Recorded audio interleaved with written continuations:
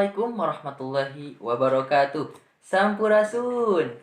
Wilujeng siang pamirsa. Wilujeng patepang deui dina pidangan warta Sunda. Nyuguhkeun informasi ki Sunda keur balarea.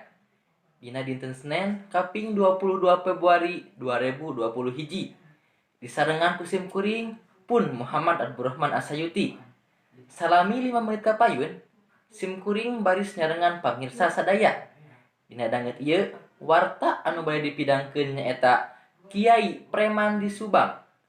Pamirsa, mangga nyanggakeun iber salangkepna.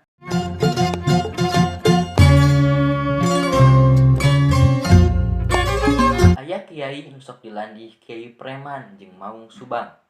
Bisa ngadengikeun sarta ngokolakeun pasantren.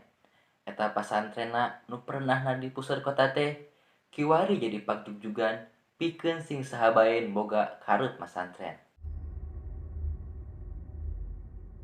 Pamirsa, tagog kiai horeng teu salawasna kudu lungguh, timpuh, berbuni ka atribut haji kayaning sarung, baju koko atawa kopiah jeung sajabana. Di Subang upamana aya kiai anu katelah Kiai Preman jeung Maung Subang lantaran sapopoena tara leupas tina gelang bahar sarta batu ali anu ngadaraplok dina ramo-ramona. Samalah kiai anu boga ngaran Mukmin teh ngahaja miara buukna sina panjang jeung sapopoena arang make sorban atawa kopiah. Teu beda ti tangtungan preman, kitu pisan Kiai Mukmin teh. Najan kitu, ieu kiai nyentrik teh lain kiai sambarangan. Kiai Mukmin teh saban poe kaimpungan ku jalma rea nu datang ngalap ilmu agama.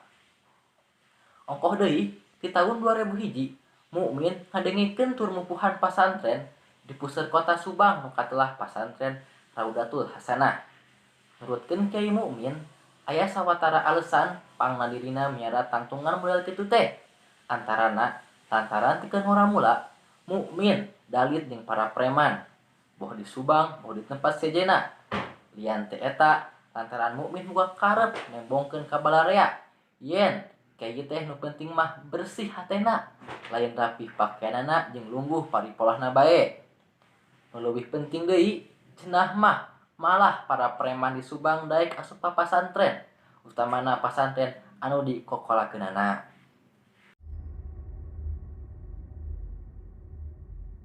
Rupina sakitu warta anu parantos tiasa didugikeun ku sim kuring ka payuneun pamirsa sadayana.